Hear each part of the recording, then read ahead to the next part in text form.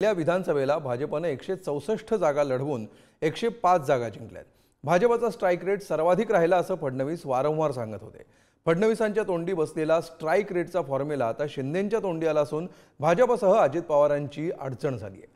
दरम्यान गणपती बाप्पा आमचा strike rate वरच ठेवणार असं स्पष्टीकरण देण्याची देवेंद्र फडणवीसांवर वेळ आली। बघूया या संदर्भातला स्पेशल रिपोर्ट।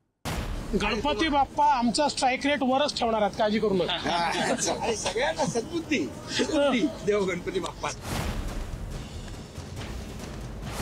मुख्यमंत्री एकनाथ शिंदे यांनी जागा वाटपात स्ट्राइक रेट हे सूत्र पुढे करून महायुतीच्या नेत्यांना अडचणीत टाकलंय।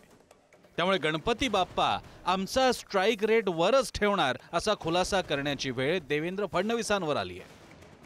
महायुतीच्या जागा वाटपाची चर्चा सप्टेंबर महिन्याच्या अखेरपर्यंत पूर्ण करण्याचा तिन्ही पक्षांचा प्रयत्न आहे। मात्र स्ट्राइक रेट सूत्रानुसार अजित पवारांच्या राष्ट्रवादीची मोठी अडचण होऊ शकते असं बोललं जातंय। महायुतीची जागा वाटपाची चर्चा महिना अखेरपर्यंत पूर्ण करण्याचा प्रयत्न आहे। फडणवीस अजित पवार एकनाथ शिंदे देवेंद्र फडणवीस यांच्यात चर्चा होत आहे। ज्या जागांवर तीनही पक्ष आग्रही आहेत अशा जागांचा तिढा अद्याप सुटलेला नाही। महायुतीतील तीनही पक्ष आग्रही असलेल्या जागांचा तिढा दिल्लीत अमित शहांकडून सोडवला जाणार आहे। एका प्रश्नाची चर्चा आहे ती म्हणजे महायुतीतलं जागा वाटप स्ट्राइक रेट नुसार। अरे आता तुम्ही आज आता गणपती बाप्पाचा आनंद घ्या।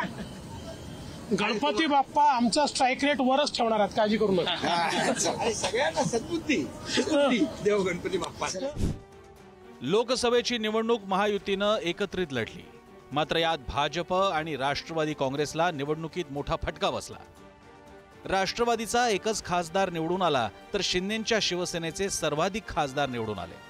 त्यामुळे आता शिंदे सेनेच्या वतीनं विधानसभेच्या निवडणुकीत स्ट्राइक रेटचा मुद्दा पुढे करून विधानसभेच्या निवडणुकीत अधिकाधिक जागा आपल्या पदरात पाडून घेण्याचा प्रयत्न आहे। शिंदेंची शिवसेना लढवलेल्या जागा 15, जिंकल्या 7, स्ट्राइक रेट 46%।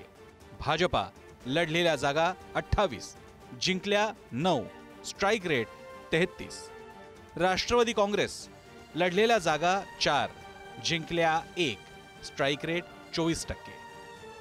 एकनाथ शिंदे किंवा अजित पवारांमध्ये स्ट्राइक रेटची एवढी खुमखुमी असेल तर स्वतःचा पक्ष काढावा, स्वतःचं चिन्ह घ्यावं आणि निवडणूक लढवावी आणि स्ट्राइक रेट दाखवावा। अजित पवार को 40 से ज़्यादा सीटें नहीं मिलेगी और ये जो शिंदे है उनको भी 40 प्लस और 10 सीटें मिल सकती है, क्योंकि 40 तो उनके बेईमान लोग हैं, उनको देना पड़ेगा उनको, और 5-10 उनके मुंह पर फेंक देंगे। मुख्यमंत्री पदावरूनही महायुतीत चढाओढ पाहायला मिळते। महायुतीचं सरकार आल्यास भाजपचा मुख्यमंत्री पदाचा चेहरा देवेंद्र फडणवीसच असतील असं विधान मंत्री गिरीश महाजनांनी केलंय। त्यामुळे महायुतीत पुन्हा एकदा नव्या वादाला तोंड फुटलंय। मला वाटतं आपल्याला सर्वांना कल्पना आहे, आमच्याकडे चेहरा एकच आहे, तो म्हणजे माननीय देवेंद्रजी। जर भाजपचा मुख्यमंत्री असेल तर देवेंद्रजीच होतील। या उपरही पक्षश्रेष्ठींना सर्व अधिकार आहेत, आमच्याकडे आम्हाला काही अधिकार नाही। पण आमच्या मनातला मुख्यमंत्री राज्यात आहे भाजपचा असेल तर ते देवेंद्रजीच आहे। काही लोकांना मनातला मुख्यमंत्री देवेंद्र फडणवीस वाटतात, काही लोकांना अजितदादा वाटतात, मलाही आमचे एकनाथ शिंदे व्हावेत असं वाटतं। हे सगळं वाटतं, परंतु याचा सर्व निर्णय ह्या वरिष्ठ पातळीवर होणार आहेत। हे सगळं आमच्या मनातलं जरी असलं तर अखेरचा निर्णय हे वरिष्ठ नेते घेतील, म्हणून यामध्ये कोणताही संभ्रम नसावा। महायुतीत भाजप जवळपास 150 जागा लढवणार असल्याचं समजतंय, तर शिंदेंची शिवसेना 90 ते 100 जागांसाठी आग्रही आहे। त्यात राष्ट्रवादी अजित पवार गटाकडून जवळपास 80 जागांची मागणी होते। त्यामुळे कुणाच्या वाट्याला किती जागा येणार याची उत्सुकता वाढली आहे। ब्युरो रिपोर्ट, पुढारी न्यूज।